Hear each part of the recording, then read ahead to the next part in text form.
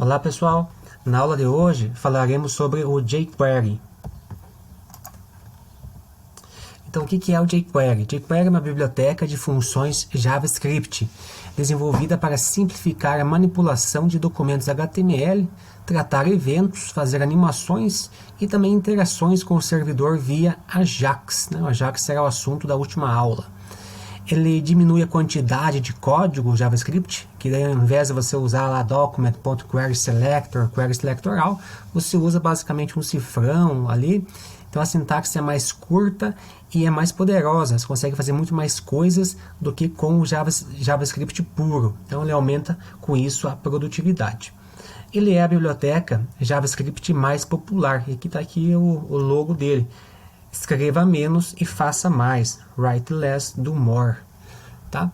As principais funcionalidades é a resolução da incompatibilidade entre navegadores. Isso aqui já não existe tanto, né?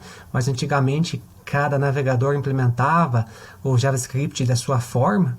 Então o jQuery servia para compatibilizar, né, padronizar o código para rodar em todos os navegadores.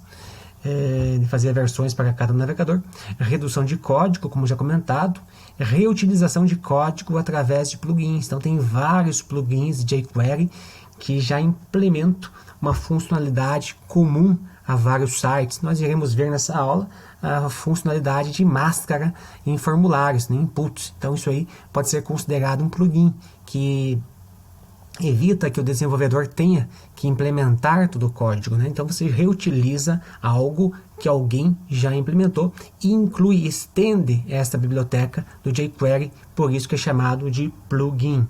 Tá? Utilização de uma vasta quantidade de plugins, existem vários, dá para trabalhar com Ajax e também o DOM, manipulação do DOM, praticamente o que a gente já fez durante todo o curso. Fazer uma busca por input, por um formulário, tratar um evento, né, referente ao DOM. Então tudo isso a gente consegue fazer de forma mais eficiente com o jQuery. Implementação segura dos recursos de CSS também. Aonde encontrar o jQuery? Hoje ele está na versão 3.5.1. Né? Isso para navegadores mais novos, para navegadores mais antigos, é aconselhável usar a versão 2 do jQuery. Né? Mas nós usaremos aqui a versão mais recente. Aqui tem um link da biblioteca, né? Onde a gente pode baixar o arquivo JS do jQuery, porque o jQuery é uma biblioteca de funções e ele está formatado em um arquivo .js basicamente, tá? Então a gente vai entrar depois para ver como que é este site, ou então você pode baixar, colocar este endereço lá no script src no teu HTML, que daí o seu site vai baixar automaticamente de um CDN, né, que são servidores localizados pela rede, né, em lugares mais próximos da onde está sendo carregado o teu site. Só que daí a desvantagem é que se você usar este acesso remoto à biblioteca JS do jQuery, você só vai conseguir acessar online. Quando não tiver internet, você não consegue fazer funcionar. Tipos de arquivos, temos o uncompressed, né, para desenvolvimento, que é o código JavaScript totalmente formatado, com espaçamento e, portanto, mais pesado. É usado mais para desenvolvimento. Mas para produção se usa o minified, né, que tem esse prefixo min antes da extensão .js, né? Então .min.js. Geralmente são esses arquivos min.js que são utilizados na versão final do site, por serem menores, né? Por não conter espaço entre os códigos, por substituir nomes de variáveis longos por abreviações. Então ele vai lá e pega uma variável que tem um nome muito longo, substitui por A outra por B, a outra por C, vai até a Z. Tá? Depois AA, AB, AC, depois BA, BB, BC, assim vai, né? Até chegar em Z. Então ele reduz bastante o tamanho do arquivo e torna mais leve para fazer o download deste arquivo. Então vamos entrar lá no site do jQuery.com. Esse é o site da biblioteca. O que interessa aqui para poupar tempo é esse botão gigante de download jQuery. Entrando aqui, temos as versões compressed, né? A compactada, a menor, para uso em produção, e temos a uncompressed. Então vamos ver a diferença aqui. O compressed, como eu falei, ó, ele usa abreviações E, T, G, né, para variáveis S, T, e já a uncompressed ela é mais legível. Então é usado aí para você desenvolver e encontrar alguma falha, alguma coisa, você consegue ler ou alterar, né, o código, você consegue ler o código facilmente. Então a gente pode, como que faz para fazer o download, caso você queira anexar no seu localhost, né, você acessa aqui o compressor, dá o botão direito e faz o download. Salvar como, né, então ele vai salvar com a versão min.js. Então assim que você faz o download do arquivo JS, também tem como instalar via npm, né, via node, né, ao caso. E também caso você use totalmente online o desenvolvimento, você pode acessar via CDNs, né? Tem aqui o CDN do Google, né, do CDN.js. Eu utilizo mais do Google CDN, então basta você vir aqui, copiar este link aqui, né, do ajaxgoogleapis.com e colar lá no seu HTML. Também tem a versão 2.x, que é usado para navegadores mais antigos, tá? Então aqui tem essa possibilidade de usar CDNs também. No nossa aula de hoje vamos usar um CDN. Tá. Então para referenciar o arquivo jQuery, basicamente usa a tag script src, né, e fecha a tag script. Se for colocar outro código, lógico, você vai ter que abrir a tag script novamente e inserir um código JS que a gente está fazendo até o momento. Aqui tem um exemplo do uso do CDN do jQuery, né, code.jQuery, e também temos aqui o uso do CDN do Google. Tá? Qual que é a sintaxe básica do jQuery? É o uso do cifrão. Então, em alguns exemplos das aulas anteriores, nós utilizamos o cifrão para encapsular o Query Selector ou getElementById, né? Em alguns códigos a gente já alterou para dois cifrões, né? Dois cifrões em sequência, justamente para não dar conflito com o jQuery. Então, quando você usa o cifrão, você está se referindo a um objeto do jQuery, tá? Então tem que tomar cuidado. Caso você já tenha o cifrão no seu código, renomeia aquele para getID ou dois cifrões, o underline cifrão, não sei, tá? E porque para não dar conflito com o jQuery. Mas caso você não queira renomear, dá para usar também o objeto jQuery ao invés do cifrão, né? Dá o mesmo resultado. E uma outra coisa interessante, que esse objeto, como é um objeto, né? O jQuery é um objeto, você passa com o seletor CSS, no caso hashtag, ponto para classes, e pontuação. Esse ação é um método. Então, como lá na manipulação tradicional do DOM, a gente usa inner HTML, usa value, né, o ID, todos são atributos, né? Aqui não, em jQuery tudo é método. Então, se você estiver usando um atributo, está errado o seu código, vai dar um erro na execução. Então, o símbolo do cifrão é usado para criar um objeto jQuery. Um seletor define em qual tag ou parte desta ação será executada. Então, são seletores CSS, são os mesmos CSS. E aqui temos um exemplo, que temos o cifrão, abre e fecha parênteses. Foi feita uma busca aqui por um elemento que tem o ID, por causa da hashtag, que refere-se ao ID, o ID com div hífen ID. .html. Então esse aqui é um método, né? Um método está passando a string oi para ser impressa dentro desse div. O HTML, esse método HTML, é a mesma coisa que o inner HTML lá no modo tradicional. E como saber se o HTML foi carregado? Você pode usar o window onload ou basicamente usar esse método read, né? Então você faz uma busca ali pelo document, encapsula o document no jQuery, porque se você só usar o document, você não terá acesso ao read, né? Então você encapsula o document no objeto do jQuery, tendo acesso a todos os métodos do jQuery, inclusive o read. Daí você passa uma função anônima como argumento, é que vai ao seu código jQuery. Então isso garante que o HTML está carregado, né, e que você consegue manipular os elementos HTML após a chamada dessa função de callback. mas tem uma abreviação também, né? Se você não quiser usar o read, basta você chamar a função cifrão e passar uma função anônima para dentro dessa função cifrão, que corresponde à mesma coisa que o read. Tá? Aqui temos um exemplo de um alumundo, que está no alumundo.html, um arquivo que está lá no Moodle. Temos aqui um P, né, com um certo ID alumundo.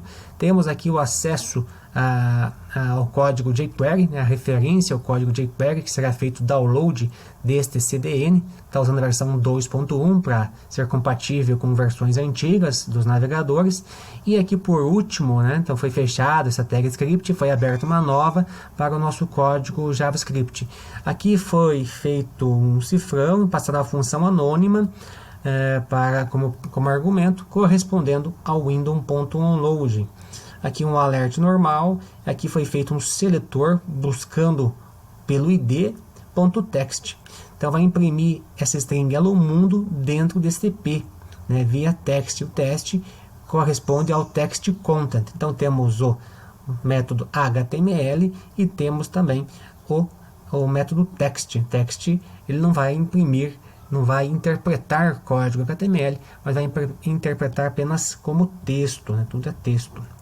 Temos também a questão de encadeamento de funções, né? O propósito é aumentar a produtividade economizando em números de linhas. Então, sem encadeamento, você precisa fazer buscas redundantes, né? Então, aqui nesse caso, a gente quer alterar a cor do input para branco e escrever olá UTF-PR, né? Então, se fizéssemos sem encadeamento, precisaríamos fazer uma busca aqui e chamar o método CSS, que vai mudar esse atributo color para white. Depois fazer uma outra busca pelo input e alterar o value, né? Então, aqui é val, correspondente ao atributo value do input, escrevendo olá UTF-PR dentro do input. Ou então, usar o encadeamento, faz apenas uma busca e aplica dois ou mais métodos, porque cada método desse ele retorna o objeto jQuery modificado. Você pode encadear, chamar novos métodos. Seletores hierárquicos estáticos são basicamente esses aqui, que você faz uma busca geral no código por ID, por classe, né? E em qualquer seletor CSS. Aqui temos um exemplo que está buscando pelo ID e está escondendo, né? O hide corresponde ao display display none, né? Tem o display block que mostra que é uma propriedade CSS, e o display none esconde um elemento. Então aqui a gente usa o hide, mostrando que com o jQuery tem muitas funções já implementadas que correspondem às ações mais comuns do dia a dia do desenvolvedor. Então alguns seletores hierárquicos estáticos, temos esse aqui com espaçamento, que é do ancestral descendente. Então todos os elementos descendentes de um ancestral. Então nesse caso, um exemplo, vai buscar todos os inputs que estão dentro de um formulário. Então aqui eu uso a tag, então qualquer input que está dentro de um formulário com ID form1, né? Não importando a hierarquia. Então se o input estiver dentro de um P, dentro de um div, e esse div estiver dentro desse form1, ele será retornado. E tem também com o sinal de maior, pai e filho, onde esse segundo elemento tem que ser filho direto deste pai, né, do elemento pai.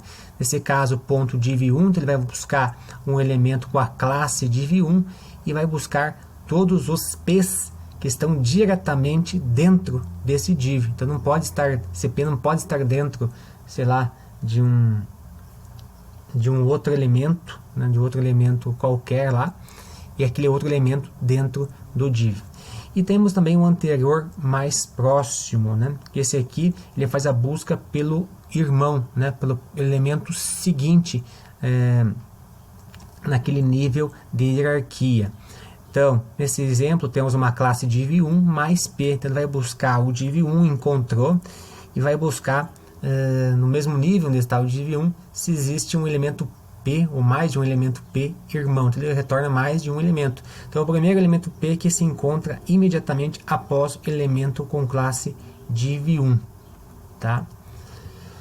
Seletores na prática. Aqui temos o arquivo seletores.html que vai demonstrar basicamente esse uso aí dos seletores de forma estática, de forma global, que não envolve eventos, né? Então você consegue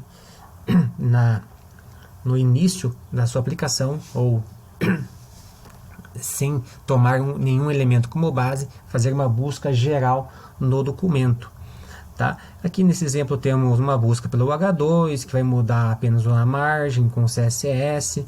Tá? Tem que tomar muito cuidado quando usa esse método CSS, porque basicamente ele vai incluir, nesse caso aqui é H2, então H2 vai buscar esse elemento e vai incluir um atributo style, né? Um style inline no HTML. Então vai ficar H2 style recebe margem igual 0. Né? Então você vai estar inserindo código CSS dentro do HTML, que não é uma boa prática. Uma boa prática é você tratar como classes, adicionar ou remover classes CSS, mas tem também essa possibilidade. Temos um outro exemplo aqui do uso do método CSS, que ao invés de setar uma propriedade CSS, ele está setando duas. Então ele passa um objeto que tem a propriedade margem e tem a propriedade color. Tá? Aqui é a mesma coisa. Aqui ele está fazendo uma busca por um descendente span dentro de um div1. Então temos um div1 aqui, que é uma classe div1, e temos esse spam. Esse spam ele será buscado, será escondido, será esperado um segundo, será mostrado com certo efeito e será alterada a cor da fonte para verde e o tamanho da fonte para 15. Tá? Então, basicamente, os outros fazem algo parecido. Tá? Então, vamos acessar esses seletores CSS, ver se eu acho aqui.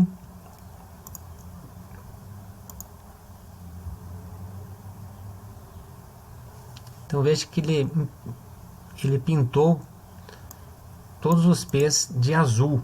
Né? Vamos ver se a gente acha isso aqui.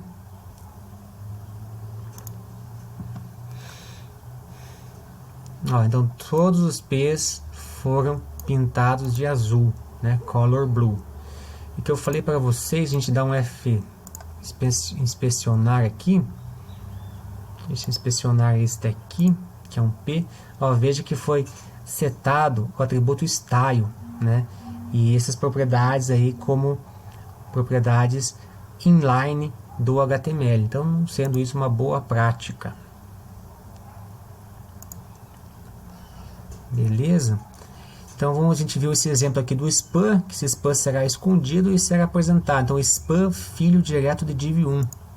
Spam filho direto de div1. Então, ele será escondido, será guardado um segundo e ele será apresentado. Então, é isso que aconteceu neste exemplo.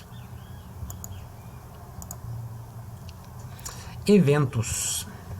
Como tratar eventos com jQuery. Então, tudo que você fazia anteriormente com o JavaScript tradicional, você consegue fazer com o jQuery, de uma maneira mais fácil. Então, permite tratar eventos de uma maneira mais simples. Então, o ADD Event Listener é representado em jQuery pelo método ON. Então, ao invés de usar o ADD Event Listener, você usa basicamente o ON. Mas, lógico que a busca tem que ser feita via objeto jQuery. Você faz uma busca pelo ID, button ID, nesse caso aqui, seria um botão, ponto .on. E aqui você passa a string referente ao evento que você quer, né? E então a função anônima para ser invocada quando aquele evento ocorrer. Né? Tem que termos exemplos de alguns eventos, click, focus, keyup.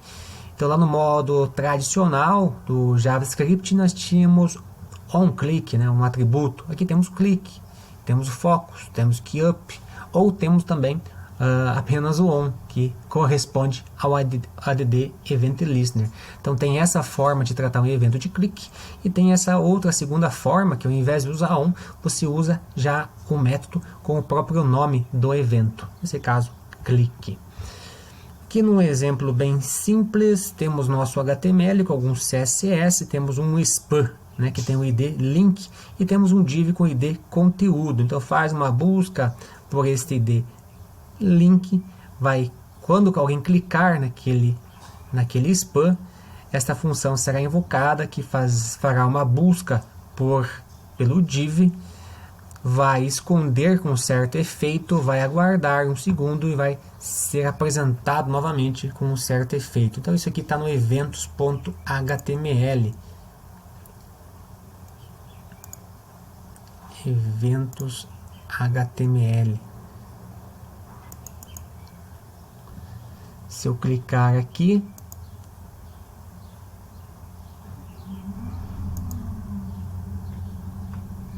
então ele mostra, aguarda um segundo e esconde. Tá? Então é isso que é feito, né, com nesse exemplo aqui, com esse slide down, que é uma espécie de cortina, né? Você clica, vou fazer de novo, então ele abaixa como se fosse uma cortina baixando e sobe novamente. Prosseguindo, chegamos nos tais efeitos, que é o slide, os slides ali e o fade também. Aí tem outros tipos de efeitos com jQuery. Então permite um conjunto de efeitos visuais sobre os elementos HTML, chamando também via métodos. Tá? Tem aqui um exemplo, fade toggle. Então vamos ver cada um desses. Temos o efeito de fade, basicamente o fade out, fade in, que ele altera gradativamente a opacidade de um elemento até o elemento estar visível ou invisível. Então o fade out está 100% visível, você vai alterando a opacidade até tornar invisível, isso no decorrer de um certo tempo passado como argumento. E temos o fade in, que ele está display none, está escondido, e com o tempo, assim, 400 milissegundos, 1 segundo que se dá para ele, para esse método, ele será apresentado. Aqui temos um exemplo lá no efeitos.html no Moodle, um exemplo aqui no efeito fade in. Primeiro, esse quadrado, que é um div, será escondido. E temos um botão aqui de clique aqui, que terá o evento de clique. E então, quando eu clicar nesse botão, a div será apresentada. Ela foi escondida de forma imediata e será apresentada. Quando não é passado nenhum argumento, aqui é o fade in, o tempo é 400 milissegundos. Mas é possível você passar também um tempo, 5 segundos, 1 segundo, né? Ou usar strings, slow corresponde a 600 milissegundos, fast corresponde a 200 milissegundos, e assim vai. Também tem a função de callback, de quando o evento é finalizado, essa função é chamada. Então nesse caso aqui, caso fosse descomentado, né, tem o fade in, foi passada a palavra fast, correspondente a 200 milissegundos, então quando este efeito terminar, depois de 200 milissegundos, essa função será invocada, mostrando o alerta de fade concluído. Então temos outros exemplos aqui do fade out, né, que reduz a opacidade até zero. Tem o fade toggle, que às vezes você não sabe se tal div ou tal elemento está apresentado ou não, não importa, vai ter um if dentro dele, se estiver visível ele esconde, se estiver escondido ele mostra. Então não precisa você fazer esta lógica para verificar se ele está escondido ou mostrado. Usa o fade toggle e está resolvido. Tá? Então temos exemplos lá do efeitos HTML. Deixa eu ver se já está aberto aqui. Não está. Efeitos. Então basicamente é isso. Então, só que isso aqui está implementado para rodar com o slide in, slide out, ao invés do fade in, fade out.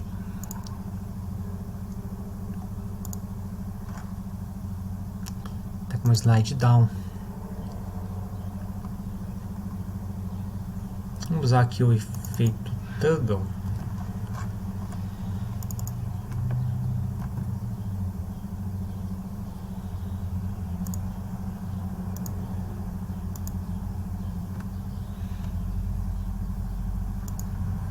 Então aqui ele mostra com um certo efeito de 400 ms, tá? O efeito de fade. E também temos então o efeito de slide, como já foi apresentado ali anteriormente. Slide up, slide down. Slide down abaixa a cortina, como supondo que isso aqui fosse uma cortina, ele vai baixando aos poucos, de acordo com o tempo. E o slide up, ele levanta a cortina. Se quiser dar uma pausa no meio, né, dar um intervalo maior, você usa o delay. Também tem o slide toggle. Manipulação do DOM. Então isso que a gente fez até então praticamente. Temos o attr, né? Você pega um elemento lá, um botão, ponto, attr. Então ele corresponde ao get attribute. Você consegue get attribute ou set attribute. Então você consegue alterar um atributo qualquer de uma tag HTML. Temos o método HTML, que corresponde ao inner HTML, temos o remove attr, que corresponde ao remove attribute, temos o val, que corresponde ao value, isso aqui é usado apenas para formulário, e temos o text, que corresponde ao text content. Tá? Aqui um exemplo do attr, temos aqui um link A, e isso aqui são atributos, href, title, né? São atributos. Então aqui foi feito uma busca pelo link A, tem um mesmo, e attr, que vai retornar o title. Então, se eu passo um elemento, um argumento apenas, o attr ou HTML, né, ele vai retornar, nesse caso aqui, ele vai retornar o valor, no caso o título, o valor do atributo. Mas se eu passar 2 argumentos, ele vai setar o valor para o atributo. Então tem essa possibilidade. Ou também você pode passar um objeto como argumento para setar mais de um atributo ao mesmo tempo. Tem isso. Então nesse caso são 2 links. Eu faço cifrão A, ele já vai me retornar referência a esses 2. É como se fosse o query selectoral. Retorna referência a esses 2. Eu posso setar para os 2 As ao mesmo tempo, passando este objeto como argumento. Tá? A questão do HTML, praticamente a mesma coisa, né? Aqui quando eu passo um argumento, ele vai atribuir esse texto ao inner HTML, nesse caso, desse div, só tem um div mesmo. E se eu não passar nada, né, ele vai fazer a leitura do conteúdo, nesse caso, desse elemento div, né? Desse ou vários outros elementos divs. Vai fazer o retorno do conteúdo deste elemento e vai atribuir nessa variável element. Tá? Então tem essa possibilidade. O val é a mesma coisa, val vazio, ele faz a leitura, val com algum texto, né, com alguma string, e ele seta, né, ele preenche aquele input. O text não foge muito disso, tem a mesma sintaxe. Temos exemplo aqui de validação de formulário, tá nesse arquivo validação de formulário.html. O que ele faz? Temos aqui o jQuery, temos o código JavaScript, temos o onload, veja que foi encapsulado aqui o document, foi feita uma busca por todos os inputs, são 3 inputs, e foi tratado o evento de blur, né? Então no evento de blur que será feito, será usado o this, né? Isso aqui é interessante, como o input vai retornar os 3 inputs, e às vezes você quer pintar a borda de vermelho apenas daquele input que está vazio. Então para isso você tem que ter uma possibilidade de identificar qual o input a ser aplicado o efeito. E você faz isso via this. Só que esse this é do JavaScript tradicional. Para você acessar as funções lá, os métodos do jQuery, você encapsula esse this dentro do objeto jQuery com um cifrão, abre e fecha parênteses, tendo acesso ao val, ao HTML, ao text, a todos aqueles métodos. Então aqui é feita a verificação se o this, né, que o this nesse caso, como é uma função que trata evento, ele vai corresponder ao elemento que recebeu o evento. Então se aquele elemento que recebeu o evento estiver com o value vazio, será então aplicado esse estilo, nesse caso via style, via CSS. Então this novamente, para pegar aquele elemento, .css, passando um objeto para alterar 2 propriedades, o border color e também o padding. Manipulação de estilo. Então não é uma boa prática fazer uso deste método CSS. Seria uma boa prática você definir uma classe, nesse caso uma classe que contenha essas 2 propriedades aqui, border color e padding, então adicionar a classe via add class, né? Você pode também verificar se a classe já existe para aquele elemento via hasClass, pode remover uma classe e também usar o toggle class. Se ela não existir, você insere, se ela existir, você remove a classe. Manipulação de estilos com jQuery, já foi falado o uso do CSS, que pode receber duas strings ou então um objeto como argumento. É a mesma coisa que fazer o uso do atributo style para setar diretamente o estilo em um elemento. Tá? Temos um exemplo aqui do handle CSS, que basicamente mostra o uso do add class e outros métodos. Deixa eu ver se eu acho aqui. Temos aqui então via inline o acesso aos métodos. Então adiciona a classe, vai adicionar a classe amarelo. Então a classe amarelo está declarada aqui em cima. Temos amarelo, verde e azul. Basicamente que vamos mudar o fundo da tela. Então tem aí o exemplo de adicionar classe, vai fazer uma busca pelo body e vai adicionar a classe amarelo, vai remover o amarelo. Temos a remoção da classe verde, também adiciona ou remove, né, com o toggle class. Depende do botão que você clique lá. Adiciona a propriedade com CSS, aqui já adiciona um objeto diretamente. Aqui está removendo uma propriedade, né, você passa um valor vazio, a propriedade remove. E aqui está acessando, está removendo ali um atributo, né, o atributo style, removendo completamente o estilo. Deixa eu ver se eu tenho aqui. Não tem. É basicamente isso. Adiciona a classe amarelo, remove o amarelo, voltou a branco, adiciona ou remove o verde, clicar de novo, aqui ela apaga ou esconde, adiciona a propriedade diretamente no body, né? Então são exemplos aí do uso do jQuery para manipular o CSS.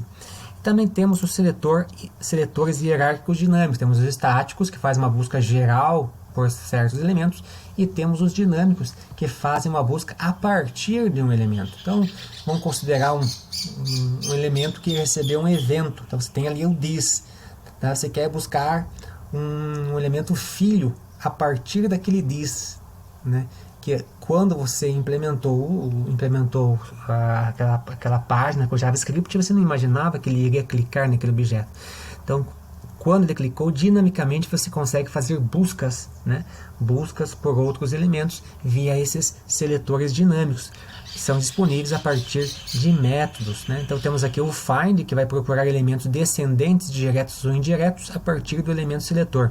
Então nesse exemplo aqui temos vários P's, e em cada P tem um span e um EM como filhos, né? No código abaixo temos aqui o read, que é o nosso onload, jQuery, que corresponde ao cifrão, né? Então vai fazer uma busca pelo P, retorna os 4 P's na memória do jQuery, e aqui temos o evento, o event listener do jQuery, que vai ouvir o evento de clique. Então eu posso clicar em qualquer um desses 4 P's, ou dentro de qualquer desses elementos, né? Também funciona, que o evento será disparado. Mas aqui ele ele pegou o uso do this, né, para buscar a referência de qual P que foi clicado, né, e foi salvo aqui. Então esse this já está envolvido por um objeto jQuery, né, foi chamado cifrão this, né, então já temos essa referência. E daí ele vai fazer uma busca por um EM. Então se eu clicar nesse primeiro P, ele vai usar o find EM, vai fazer uma busca por um filho direto ou indireto. Nesse caso o EM é direto, é filho direto de P, vai retornar o EM e, por consequência, o texto desse EM, nesse caso, em 1, né? Vai retornar este em 1 como resultado. Temos o next, que refere-se ao irmão da direita, né? Então, se eu clicar nesse exemplo aqui, clicar num span, vamos supor esse span aqui, o primeiro, ele vai fazer this.nextEm, vai fazer uma busca pelo elemento irmão, pelo elemento seguinte, que é um EM. O parent faz uma busca de um pai, né, de uma tag superior que envolve aquela que está recebendo o evento. Então temos um span, vamos considerar o primeiro span aqui que seja, mas esse evento corresponde aos 4 spans, né? Vamos considerar o primeiro span por causa do this, tá? This.parentP, então ele vai um nível para cima, vai para esse P, find EM. Então ele volta um nível abaixo porque o find faz buscas em filhos, né, ou descendentes. Vai fazer uma busca aqui no EM e extrai o texto dele, tá? Children pega o elemento diretamente inferior, então ele é um pouquinho diferente do find, que find busca filhos indiretos, e o children, né, busca o filho diretamente inferior, né? Então nesse caso o span foi para o parent com o P e children EM. Então, na verdade, nesse caso corresponde a mesma coisa ali que o find, porque não tem uma hierarquia tão vasta, né? Então apenas uma hierarquia de apenas um nível. Isso aqui é uma prática, né? Uma prática básica de usar o this, né? This também tem essa questão aí do set timeout, que já foge do escopo desse método, como tratar isso, e geralmente se trata atribuindo o this a uma variável qualquer ali, que a gente já viu em aulas anteriores. Nesse exemplo temos três botões, né? Três botões, e aqui no lado um P. Se eu clicar no botão, o botão será escondido e será apresentado no lado direito, será apresentado o texto com um certo efeito de fade in. Então basicamente é isso, é salvo o this numa variável, this.val, o que é o this? This refere-se ao botão, então é alterado ali o valor de clique para carregando. Depois, com um set timeout de 1 segundo, com uma espera de 1 segundo, vai ser o this, que ainda é o botão, porque foi salvo nessa referência, será escondido. E depois de 2 segundos, botão, né, .next, expor, vai fazer uma busca pelo elemento vizinho, que na verdade estão escondidos, e fade in será mostrado. Então o botão será escondido e o texto ao lado será apresentado. Não tem um exemplo disso aqui, só temos a imagem, mas dá para entender bem como isso funciona.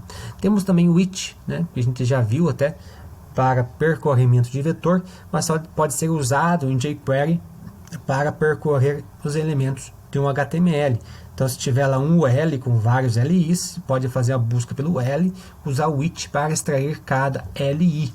Nesse caso aqui não tem o LI, foi usado o divs, mas o conceito é o mesmo, né? Você pode usar o it para isso, tal como foi usado já para percorrer vetores. E chegamos então na questão do plugin.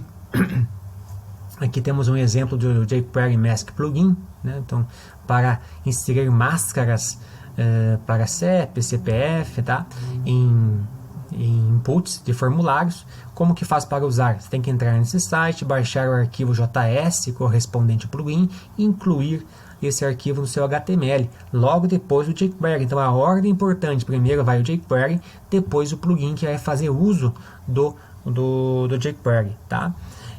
Usar a documentação do plugin para pegar os exemplos. Nesse caso ele está usando o método mask, esse exemplo aqui para CEP. Fez uma busca pelo CEP e chamou basicamente o método mask, está mostrando que é super simples de fazer uso desse plugin, como é dos outros também. Acho que eu tenho esse exemplo aqui, ó, no arquivo jQuery, tá? O que foi feito? Temos um formulário aqui, mais para demonstrar um efeito, né, do fade. Temos um formulário onde você vai digitar uma frase, vai apresentar a frase aqui em cima. E o que importa mesmo seria esse trecho aqui, que temos um input com a classe CEP, tá? Isso aqui é nosso HTML. Antes de fechar o body, a gente vai lá e inclui o jQuery via CDN, nesse caso, versão atual. E depois inclui o jQuery Mask, né? Então esse endereço aqui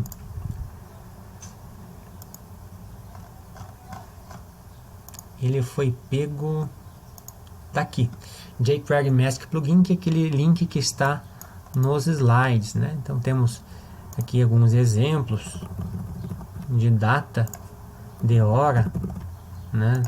Data e hora, de CEP,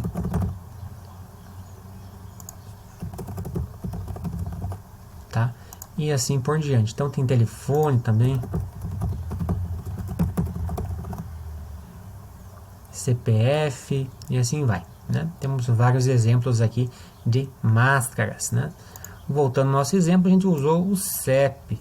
Então basicamente fiz uma busca pela classe que tem CEP, chamei o método mask e usei o exemplo que está lá na documentação.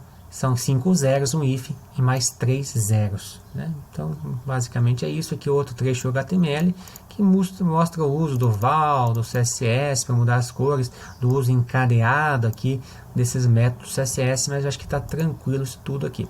Nesse caso, ele usou aqui dois seletores, né? Então ele pode fazer a busca por um input e que esse input tenha um ID input phrase, que seria este daqui. Tá? Então vamos ver este código em ação. Digite o CEP. Pronto, apareceu o hífen ali automaticamente, mostrando que é super simples usar um plugin no jQuery, né? E nesse outro exemplo aqui, qualquer coisa que eu digite, se eu clicar em enviar, ele vai aparecer ali em cima com um certo efeito de fade, aplicando CSS, alterando para vermelho, como a gente já viu em outros exemplos. Tá, pessoal? Então seria isso por hoje. Tem aqui alguns exercícios de manipulação de HTML, de CSS. E é isso. Até a próxima aula.